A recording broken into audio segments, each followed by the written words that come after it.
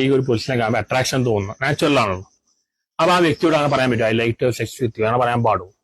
അത് നിങ്ങള് ഒരു വീട്ടിലോട്ട് കയറാനായിട്ട് പോകുമ്പോ നിങ്ങളുടെ മുറിയിൽ ഇഷ്ടംപോലെ സാധനങ്ങൾ കിടപ്പുണ്ട്, നല്ല കസേര ഇരിപ്പുണ്ട്, എനിക്ക് ഇതുണ്ട്, ഞാൻ അങ്ങ് കയറിക്കോട്ടെ എന്ന് ചോദിക്കുന്ന പോലെ ചോദ്യമാണ്. അങ്ങനെ ചോദിക്കുവോ? നിങ്ങൾ നല്ല വീടാണ്, എനിക്ക് താമസിക്കാൻ സ്ഥലമില്ല, എനിക്ക് താമസിക്കാൻ ആവശ്യമുണ്ട്, അപ്പൊ ഞാൻ ഈ വീട്ടിൽ കയറി അട്രാക്ഷൻ തോന്നുന്നു, മനസ്സിലായി. അത് അട്രാക്ഷൻ ഒക്കെ ഈ വീടിന്റെ കാര്യം തന്നെ ഞാൻ പറഞ്ഞില്ല. അപ്പൊ ഇയാളങ്ങ് കയറി ചോദിക്കുവോ? ശരിയല്ല. അങ്ങനെ അതിപ്പോ നമ്മൾ ആ ആളുകളെ പരസ്പരം അറിയണം. ഇതിനെയാണ് നമ്മൾ ഇൻഫോംഡ് കൺസെന്റ് എന്ന് പറയുന്നത്. കൺസെന്റ് ചോദിക്കുകയല്ല. ഈ കൺസെന്റ് എപ്പോ ചോദിക്കുക എന്നുള്ളതാണ്, എങ്ങനെ ചോദിക്കണം എന്നുള്ളതാണ് ഇൻഫർമേഷൻ എന്ന് പറയുന്നത്. ഇൻഫർമേഷന്റെ അഭാവത്തിലുള്ള ചോദ്യമാണ് ഇയാൾ പറഞ്ഞത്. അത് ഇൻഫോംഡ് കൺസെന്റ് ഉണ്ടാക്കുക എന്ന് പറയുന്നതിന് പൗരബോധ നിർമ്മാണം എന്ന് പറയുന്ന കാര്യം പഠിപ്പിക്കപ്പെടുന്നത്. അതുകൊണ്ട് റോഡ് എവിടെ ക്രോസ് ചെയ്യണമെന്ന് അറിയുന്നത്, എനിക്ക് അപ്പുറത്ത് പോകണമെന്നുള്ള എന്റെ ആവശ്യമാണ്. ഒറ്റ ഓട്ടോ അങ്ങ് കൊടുക്കുകയല്ല ചെയ്യുന്നത്. അതിനെ സീബ്ര ലൈൻ ഉള്ള സാധനം. അപ്പൊ സീബ്ര ലൈനെ പറ്റി നമ്മളെ പഠിപ്പിക്കേണ്ടത്, എങ്കിലും നമ്മൾ സീബ്ര ലൈനാണെന്ന് അറിയത്തുള്ളൂ. അല്ലാതെ ഇപ്പൊ നാട്ടിലുള്ള പാവം പിടിച്ച് വല്യമ്മ അതിലേ വന്നിട്ട് അവർ ഈ സീബ്ര ലൈൻ എന്ന് പറയുന്നത് എന്താണെന്ന് അവർക്ക് എന്ത് മനസ്സിലാവും? അപ്പൊ അവരെല്ലാവരും അപ്പൊ നമ്മുടെ നാട്ടിനകത്ത് ഏത് റോഡിനകത്ത് എവിടെ ആൾക്കാർ ക്രോസ് ചെയ്യും? വണ്ടി ഓടിക്കുന്നവൻ വണ്ടി നിർത്തിയിട്ട് ഉടനെ ക്രോസ് ചെയ്യും. ഇതെല്ലാം ചെയ്യുന്നു. ഒരു കാലത്ത് ഞാൻ ശ്രദ്ധിച്ചിട്ടുള്ള ഒരു ന്യായവാദമാണ് ഇപ്പോൾ ഇതിൽ ആറാട്ടണ്ണൻ്റെ ചോദ്യത്തിൻ്റെ ഭാഗമായിട്ട് നമ്മൾ കേട്ടത്. ഈ ഫെമിനിസ്റ്റുകളുമായിട്ട് ഇങ്ങനെ പിണക്കത്തിലേർപ്പെട്ട് അവരുമായിട്ട് വാഗ്വാദത്തിലൊക്കെ ഏർപ്പെടുന്ന സമയത്ത് ചില ആളുകൾ, മിനിസ്റ്റുകളെന്ന് അവകാശപ്പെടുന്ന ചില ആളുകളൊക്കെ ഇങ്ങനെ പറഞ്ഞു കേട്ടിട്ടുണ്ട്. അങ്ങനെയാണെന്നുണ്ടെങ്കിൽ ഞങ്ങൾക്ക് സെക്സ് ചെയ്യാൻ താല്പര്യമുണ്ട് എന്ന് ചോദിക്കുന്നത് എങ്ങനെയാണ് സെക്ഷൽ ഒഫൻസായി മാറുന്നത്? ഞങ്ങൾ ഇൻസ്റ്റഗ്രാമിൽ മറ്റേ കളി കിട്ടുമോ എന്നൊക്കെ ചോദിച്ച് മെസ്സേജ് അയക്കുന്നത് എങ്ങനെയാണ് പ്രശ്നമാവുന്നത്? ഞങ്ങൾ കൺസെൻ്റല്ലേ ചോദിക്കുന്നത്.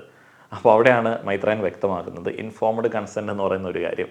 നിങ്ങൾ വഴിയിൽ നല്ലൊരു വീട് കാണുകയാണ്, അദ്ദേഹം പറഞ്ഞ കുറച്ചും കൂടെ വ്യക്തമായിട്ട് ഞാൻ പറയുകയാണ്, നിങ്ങൾ നല്ലൊരു വീട് കാണുകയാണ്, നിങ്ങളൊരു ഭവനരഹിതനാണ്, നിങ്ങൾക്ക് കിടക്കാനായിട്ടുള്ള ഇടമില്ല. ആ ഒരു വീട്ടിലേക്ക് പെട്ടെന്ന് കയറി ചെന്ന് ഇവിടെ നല്ല കട്ടിലൊക്കെ ഉണ്ടല്ലോ, ഞാനെന്നെങ്കിൽ ഇവിടെ താമസമാക്കിക്കോട്ടെ എന്ന് ചോദിക്കുന്നത് പോലെയാണ് ഈ എടുത്തടിച്ചിട്ടുള്ള ചോദ്യം. നമ്മൾ ഒരിക്കലും മറ്റു കാര്യങ്ങളിൽ അങ്ങനെ ഉള്ള ഒരു ചോദ്യം ചോദിക്കാറില്ല. പിന്നെ എന്തിനാണ് ഇങ്ങനെ ഒരു ന്യായവാദം എന്നുള്ളതാണ് സിമ്പിളായിട്ടുള്ള ആൻസർ. പിന്നെ ആറാട്ടണ്ണനൊക്കെ വളരെ ജെനുവിനായിട്ട് ചോദിക്കുന്നതാണ്. ഇപ്പം സ്ത്രീകളോട് അങ്ങനെ ചോദിച്ചു കഴിഞ്ഞാൽ എന്താണ് പ്രശ്നം എന്നൊക്കെ ഉള്ളത് അദ്ദേഹം ചിന്തിക്കുന്നുണ്ട്. അതേപോലെ ഇങ്ങനെയുള്ള ചോദ്യങ്ങൾ പുരുഷന്മാർ ഇങ്ങനെ പെരുമാറും, അവരിങ്ങനെയൊക്കെ ചോദിക്കും, അതൊക്കെ ഈ രീതികളാണ് നമ്മുടെ നാട്ടിൽ ഇങ്ങനെയൊക്കെയാണ്, സ്ത്രീകൾ അതിനെക്കുറിച്ചിട്ട് അവെയർ ആയിട്ടിരിക്കുക എന്നൊക്കെ പറഞ്ഞ് നോർമലൈസ് ചെയ്യുന്ന, ഈ ഒരു ചോദ്യങ്ങളെ നോർമലൈസ് ചെയ്യുന്ന സ്ത്രീകളുണ്ട് എന്നുള്ളത് കഴിഞ്ഞ ദിവസം മാലാ പാർവതിയുടെ ഒരു ഇന്റർവ്യൂവിന്റെ ഒരു ക്ലിപ്പ് കണ്ട സമയത്ത് മനസ്സിലായി. അതിതാണ്. ബ്ലൗസ് ഒന്ന് ശരിയാക്കണം, ഞാനും കൂടെ വരട്ടെ എന്ന് ചോദിച്ചു കഴിഞ്ഞാൽ എല്ലാം അങ്ങ് തകർന്നു പോയി. അങ്ങനെയൊക്കെ എന്താ? സ്ത്രീകൾ ജോലി ചെയ്യുമ്പോൾ സ്ത്രീകളുടെ ഒരു പ്രത്യേകത വെച്ചിട്ട് ആൾക്കാർ വന്ന് കൂടെ വരുമോ, കിടക്കുവോ, വരുമോ, ഇവിടെ വരുമോ എന്നൊക്കെ ചോദിക്കും.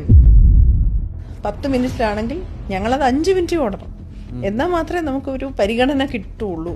ഒരു സ്കില്ലാണ് നമ്മൾ പഠിക്കേണ്ടത്. നമ്മൾ ഈ എങ്ങനെയാണോ റോഡ് ക്രോസ് ചെയ്യുമ്പോൾ ലോറിയും ബസ്സും ട്രെയിലർ വലിയ വണ്ടിയും ഒക്കെ പോകുമ്പോൾ നമ്മൾ എന്ന് പറഞ്ഞ വണ്ടി റോഡ് ക്രോസ് ചെയ്ത് അപ്പുറത്ത് ഇറങ്ങുന്നത് ഒന്നും തട്ടാതല്ലേ ക്രോസ് ചെയ്യുന്നത്. കാര്യമായിട്ടുള്ള വിമർശനങ്ങൾ നേരിട്ടുകൊണ്ടിരിക്കുന്ന ഒരു ക്ലിപ്പാണ്. ഈ ഒരു ക്ലിപ്പിന്റെ ആദ്യ ഭാഗങ്ങളിൽ അദ്ദേഹം പറഞ്ഞിരിക്കുന്ന കാര്യങ്ങൾ പ്രശ്നകരമാണ്.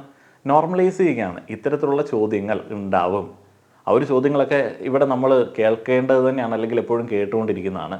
നമ്മളാണ് അതിന് എതിരെ അത് ഫേസ് ചെയ്ത് സ്ട്രോങ് ആയിട്ട് മുന്നോട്ടേക്ക് പോകേണ്ടത്. ആ ഒരു ചോദ്യങ്ങൾ തെറ്റാണെന്നുള്ളതും അങ്ങനെ ചോദിക്കുന്ന പുരുഷന്മാർ എന്ന് പറയുന്നത് വളരെ വിരളമാണ് എന്നുള്ളതും അങ്ങനെ ചോദിക്കുന്നത് ഒരു അതിക്രമമാണ് എന്നും പറഞ്ഞു വെച്ചുകൊണ്ട് ഇങ്ങനെയുള്ള ചോദ്യങ്ങളെ എങ്ങനെ നേരിടാം എന്നുള്ളതിനെക്കുറിച്ച് പറയുകയാണെന്നുണ്ടെങ്കിൽ ഓക്കെയാണ്. ഇപ്പോൾ ഇങ്ങനെയുള്ള ചോദ്യങ്ങൾ എന്തുകൊണ്ടാണ് ചോദിക്കാനായിട്ട് തോന്നുന്നത്? നമ്മളാരും ചോദിക്കാറില്ല. ഒരു ചെറിയ വിഭാഗം ആളുകൾ ലഹരിയുടെയൊക്കെ ഇൻഫ്ലുവൻസിൽ അങ്ങനെയുള്ള ചോദ്യങ്ങൾ ചോദിക്കുന്നത് സ്വാഭാവികമാണ് നമുക്ക് പറഞ്ഞു വെക്കാനായിട്ട് സാധിക്കത്തില്ല. പിന്നെ അതിനകത്ത് എടുക്കാൻ വരുന്ന ഒരു പോയിന്റ് ഉണ്ട്. ഇന്ത്യ എങ്ങനെയാണ്, അല്ലെങ്കിൽ ഇവിടെയുള്ള പുരുഷന്മാരിൽ ഒരു കൂട്ടം ആളുകളൊക്കെ ഇങ്ങനെയാണ്, അങ്ങനെയുള്ള ചോദ്യങ്ങളൊക്കെ ഇവരുടെ ഭാഗത്തു നിന്നൊക്കെ വരും എന്നുള്ളത് വേണമെങ്കിൽ നമുക്ക് മനസ്സിലാക്കി വെക്കാം. ഇങ്ങനെയുള്ള ചോദ്യങ്ങൾ നിങ്ങൾക്ക് നിയമപരമായിട്ട് നേരിടാനായിട്ടുള്ള സാധ്യതകൾ ഉപയോഗപ്പെടുത്താം. അത് നിങ്ങൾ ഇമോഷണലായിട്ട് അഫക്റ്റ് ചെയ്യാതിരിക്കാൻ വേണ്ടിയുള്ള ഒരു രീതിയിൽ മൈൻഡിനെ മാറ്റിയെടുക്കാൻ പറ്റുമെന്നുണ്ടെങ്കിൽ അത് പോസിറ്റീവായിട്ടുള്ളൊരു കാര്യമാണ്. നമ്മുടെ നാട്ടിലെ പബ്ലിക് ട്രാൻസ്പോർട്ട് ഉപയോഗിക്കുന്ന സമയത്ത്, വഴിയിൽ കൂടെ നടന്നു പോകുന്ന സമയത്തൊക്കെ സ്ത്രീകൾക്ക് ധാരാളം അതിക്രമങ്ങൾ അതുപോലെ സ്പർശനം കൊണ്ടല്ലാതെ തന്നെ ഉണ്ടാവാറുണ്ട്. ബസ്സിലൊക്കെ കയറുന്ന സമയത്ത് സ്പർശനം കൊണ്ടും ഉണ്ടാവാറുണ്ട്. പല ആളുകൾക്കും അത് വലിയൊരു ഷോക്കാണ്. അവർ ഫ്രീസായിട്ടൊക്കെ നിൽക്കും, പ്രതികരിക്കാനായിട്ടൊന്നും പറ്റത്തില്ല. ഇതിങ്ങനെ ട്രോമയായിട്ട് അവരുടെ മൈൻഡിൽ കാലങ്ങളായിട്ട് കിടക്കാറുണ്ട്. ഈ ഒരു ട്രോമയുള്ള പല സ്ത്രീകളും മറ്റുള്ള പുരുഷന്മാരെയൊക്കെ ഈ ഒരു ഇൻസിഡൻറ്റ് വെച്ചിട്ട് ജഡ്ജ് ചെയ്യാറുണ്ട്. അങ്ങനെയുള്ള ഇൻസിഡൻസ് നമ്മളെ ഇമോഷണലി അല്ലെങ്കിൽ മെൻ്റലി തകർത്ത് കളയുന്ന രീതിയിലേക്ക് ബാധിക്കാതിരിക്കാൻ വേണ്ടിയുള്ള ഒരു സർവൈവിങ് സ്കിൽസ് ഇന്ത്യയിൽ ഉണ്ടാക്കിയെടുക്കാം. അതെങ്ങനെ ഉണ്ടാക്കിയെടുക്കാം, അത് ഉണ്ടാക്കിയെടുക്കാൻ പറ്റുന്ന കാര്യമാണോ എന്നുള്ളത് ഡൗട്ട്ഫുൾ ആയിട്ടുള്ളൊരു കാര്യമായിരിക്കാം. നമുക്കതില്ലാത്തത് എന്തുകൊണ്ടാണ്? നമ്മളുടെ കണ്ടീഷനിങ് കൊണ്ടാണ്. നമ്മൾ ഇങ്ങനെ പ്രൊട്ടക്റ്റ് ചെയ്ത് മുന്നോട്ടേക്ക് പോകേണ്ട ആൾക്കാരാണ്. നമ്മളൊന്ന് തൊടുന്നതോ അല്ലെങ്കിൽ നമുക്ക് അങ്ങനെ ഒരു സ്പർശനം ഏൽക്കുന്നതോ വലിയൊരു തകർച്ചയാണ്, വലിയൊരു എന്തോ ക്ഷതമാണ് എന്ന് നമ്മൾ ആർജിച്ചെടുത്ത ചിന്തയാണ്. ഇപ്പോൾ പുരുഷന്മാർക്ക് ബസ്സിലൊക്കെ കയറുന്ന സമയത്ത് ഇതേപോലെ തന്നെ സ്ത്രീകൾക്ക് നേരിടേണ്ടി വരുന്നത് പോലെ തന്നെ പുരുഷന്മാരിൽ നിന്നിട്ട് ബാഡ് ടച്ചൊക്കെ കുട്ടികൾക്ക് നേരിടേണ്ടി വരാറുണ്ട്. ചില പുരുഷ കേസരികളൊക്കെ ഉണ്ട്. അവർ നാട്ടിലൊക്കെ ഹെട്രോസെക്ഷലായിട്ടായിരിക്കും കാണപ്പെടുന്നത്, ഭാര്യയുണ്ട്, കുട്ടിയുണ്ട്. എന്നാൽ അവരിൽ പല ആളുകളും ബൈസെക്ഷൽ ആയിരിക്കും. ബസ്സിലൊക്കെ കയറുന്ന സമയത്ത് വലിയ മിടുക്കന്മാരായിട്ടുള്ള ആളുകളുടെ ഭാഗത്ത് നിന്ന്, കണ്ടാൽ വലിയ മാന്യൻ എന്നൊക്കെ തോന്നുന്ന ആളുകളുടെ ഭാഗത്ത് നിന്ന്, മധ്യവയസ്സിലൊക്കെ എത്തിയ ആളുകളുടെ ഭാഗത്ത് നിന്ന് ആൺകുട്ടികൾക്ക് അതിക്രമം നേരിടേണ്ടി വന്നതായിട്ട് കമൻറ്റ് ബോക്സിലൊക്കെ നമുക്ക് കാണാൻ സാധിക്കും. അവരിൽ ചില ആളുകൾ അത് തമാശ രൂപേണ അവതരിപ്പിക്കുന്നത് എന്തുകൊണ്ടാണ്? അവർക്ക് എങ്ങനെയാണ് അത് ട്രോമയല്ലാത്ത രീതിയിലേക്ക് മനസ്സിലാക്കാനായിട്ടുള്ള ആ ഒരു ആർജവം കിട്ടിയത്? കാരണം നമ്മളിങ്ങനെ കണ്ടീഷൻ ചെയ്ത് വെച്ചിരിക്കുന്നത് എങ്ങനെയാണ്? പുരുഷന്മാർക്കൊന്നും നഷ്ടപ്പെടാനായിട്ടൊന്നുമില്ല.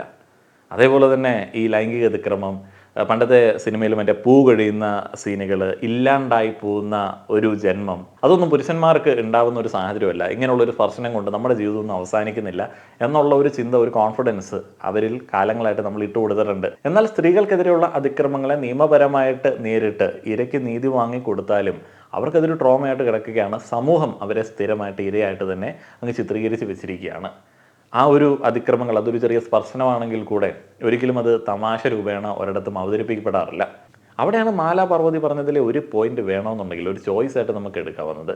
ഇത്തരത്തിലുള്ള ഒരു അതിക്രമം, വാക്കുകൾ കൊണ്ടുള്ള ഒരു അതിക്രമമൊക്കെ നേരിടുകയാണെന്നുണ്ടെങ്കിൽ അതിനെ ഒരു ട്രോമയായിട്ട് മൈൻഡിലേക്ക് വെക്കാതിരിക്കാൻ പറ്റുന്ന രീതിയിലേക്ക് മനസ്സിനെ പാകപ്പെടുത്താനായിട്ടുള്ള ആ ഒരു കാര്യം സ്ത്രീകൾക്ക് ആർജിക്കാൻ പറ്റുന്ന രീതിയിലേക്കുള്ള കാര്യങ്ങൾ വേണമെങ്കിൽ ചെയ്യാം. അതൊക്കെ ഒരു പരിധിവരെ സ്ത്രീ ശാക്തീകരണ പ്രവർത്തനങ്ങളിൽ കൂടെ നമ്മൾ നേടിയെടുത്തിട്ടുണ്ട്. പണ്ട് വിവാഹത്തിന് മുൻപുള്ള ഒരു ലൈംഗിക ബന്ധം, അതിനുശേഷം വിവാഹത്തിൽ നിന്നിട്ട് ആ ഒരു പുരുഷനൊക്കെ പിന്മാറുകയാണെന്നുണ്ടെങ്കിൽ പല ആളുകൾ ആത്മഹത്യയൊക്കെ ചെയ്തിരുന്നു.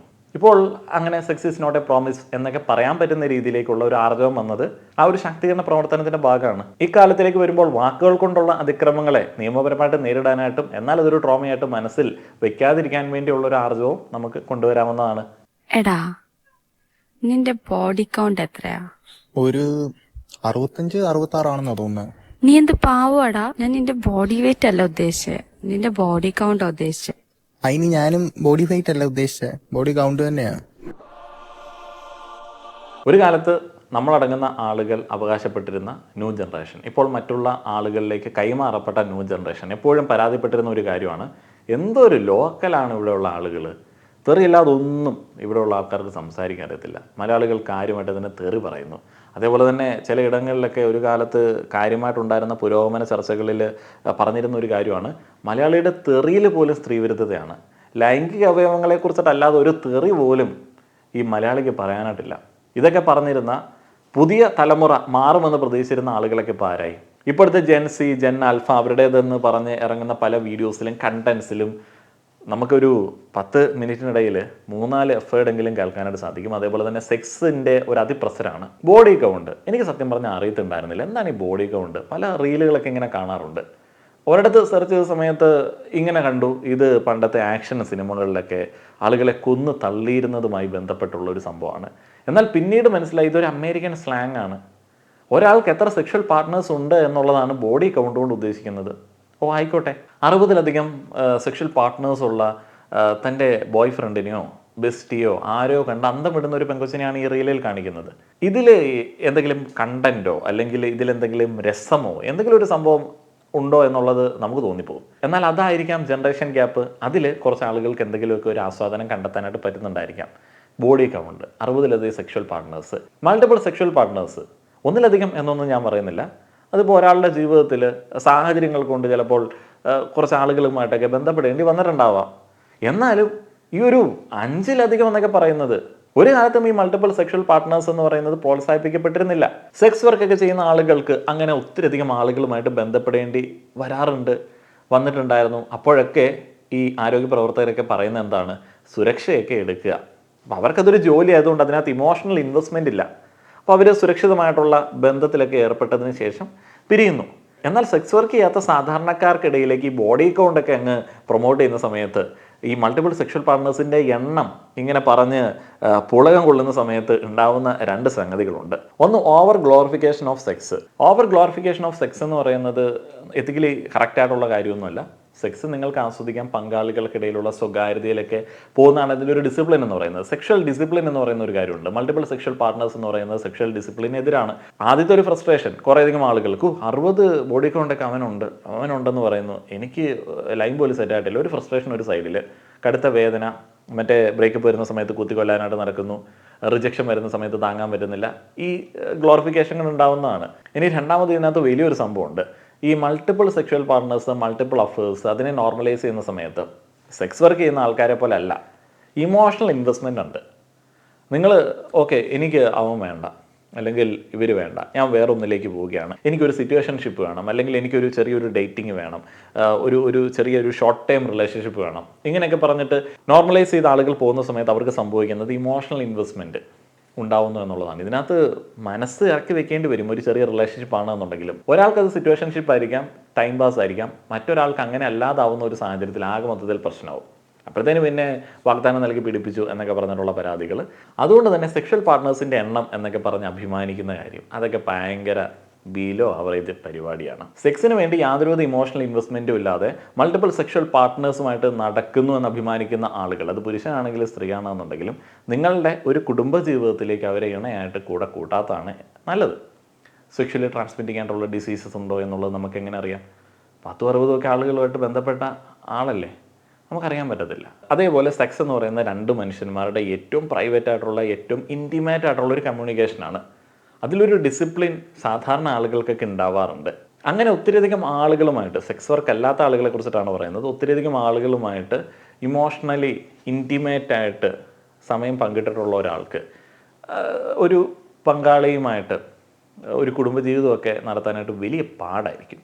അപ്പോൾ അതിനെക്കുറിച്ചിട്ടൊക്കെ ചിന്തിച്ചിട്ട് ഇങ്ങനെയുള്ള തള്ളുകളൊക്കെ സോഷ്യൽ മീഡിയയിൽ തള്ളുക. ഇപ്പോൾ പുരുഷന്മാർ 60 എന്ന് പറഞ്ഞു കഴിഞ്ഞാൽ കൂടെയുള്ള ബോയ്സ് പറയും 60 പോയിട്ട് അവൻ 6 പോലും കാണത്തില്ല. സ്ത്രീകൾ ഇങ്ങനെ ബോഡി കൗണ്ടിൻ്റെ കാര്യത്തിലൊക്കെ അഭിമാനിക്കാൻ പോയി കഴിഞ്ഞാൽ നമ്മുടെ ഒരു കൾച്ചറൽ കണ്ടീഷനിങ് വെച്ചിട്ട് അവർക്ക് 60 അല്ല 120 ഉണ്ടാവാൻ സാധ്യതയുണ്ട്, 600 ആയിരിക്കും എന്നൊക്കെ പറഞ്ഞ് പരത്താനും സാധ്യതയുണ്ട്. പുരുഷന്മാർക്ക് ഇത് വലിയൊരു ട്രോഫി പോലെയും സ്ത്രീകൾക്ക് ഇത് വലിയൊരു അപമാനം പോലെയുമാണ്. അപ്പോൾ എന്തിനാണ് അമേരിക്കയിലൊക്കെ 3rd റേറ്റ് ഇൻഫ്ലുവൻസേഴ്സിൻ്റെ ഷിറ്റൊക്കെ ചുമന്നുകൊണ്ട് വന്ന് ഇവിടെ ഇട്ട് സ്വയം വില കളയുന്നത്? അപ്പോൾ ഇതൊക്കെ ഇന്നത്തെ വീഡിയോയിൽ പറഞ്ഞുകൊണ്ട് നിങ്ങളുടെ അഭിപ്രായങ്ങൾ ആരാഞ്ഞുകൊണ്ട് ഇന്നത്തെ വീഡിയോ അവസാനിപ്പിക്കുകയാണ്. നന്ദി.